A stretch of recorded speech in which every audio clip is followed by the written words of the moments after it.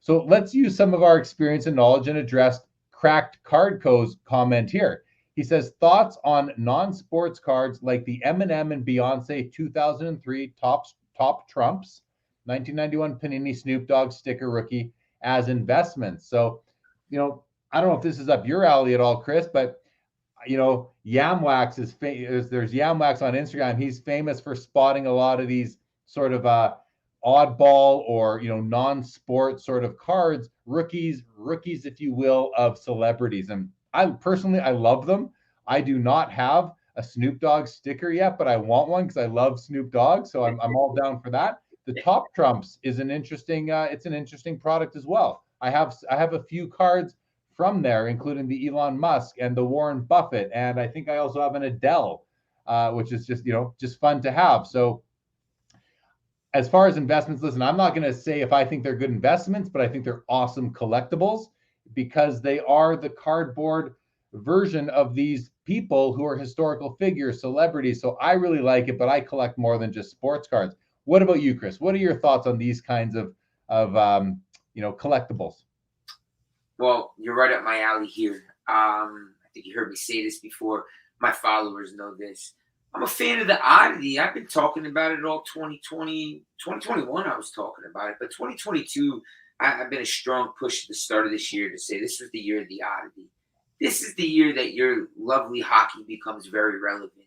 This is the year soccer, the two sports that nobody wanted to touch, become relevant. This is the year golf, tennis, UFC, WWE, F1, all these things outside of non-traditional sports of baseball, basketball, football started becoming relevant.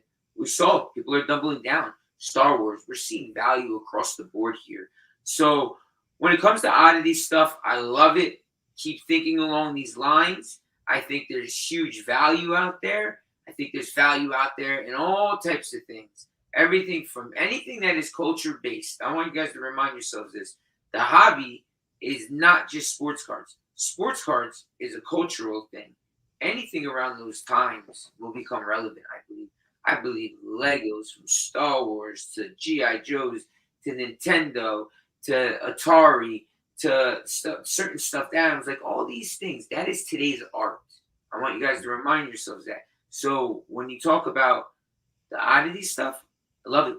I love everything to do with it. I'm going to keep talking about it. I'm going to keep providing anything that I find along, those lines that there's value there to my people and to my followers. I've been doing it. I was a huge catalyst for UFC when it first came out. People thought it wasn't going to do good. Look at it now, $25,000+ a case for inaugural. Look at the oddity F1, $20,000, $30,000, $40,000 a case for 2020. I mean, Jeremy, that's insane. Those are the oddity. Yeah, no, for sure. And something else I'll add on to that is that if you're someone out there who is looking for, an opportunity either to buy something and see its value go up and appreciate, or you just like something that no one else likes right now, it doesn't mean that won't change in the future. And I can speak from experience. I was buying those Star Wars Wonder Bread cards about 6 or 7 years ago. They're from 1977, 78. They're some of the earliest Star Wars cards. And I had a couple PSA 10s of like a Luke Skywalker, maybe a Darth Vader. I forget what I had. And I bought them for $100 or so each. And 5 or so years went by, maybe it was 3 years went by, however many years went by. I don't remember exactly. But I was, going through my collection and deciding, is there anything that I should move and maybe, move out of my PC, raise some money to buy other cards. And those cards hit the chopping block for me. And, 5, 6 years later, they go up in value significantly. And I feel like, hey, I was onto it at one point, but I got impatient with those particular cards. So I moved them out and I missed out a value opportunity. Now, it's okay. That money went to something else. I'm sure it did just fine. I had fun, whatever it was.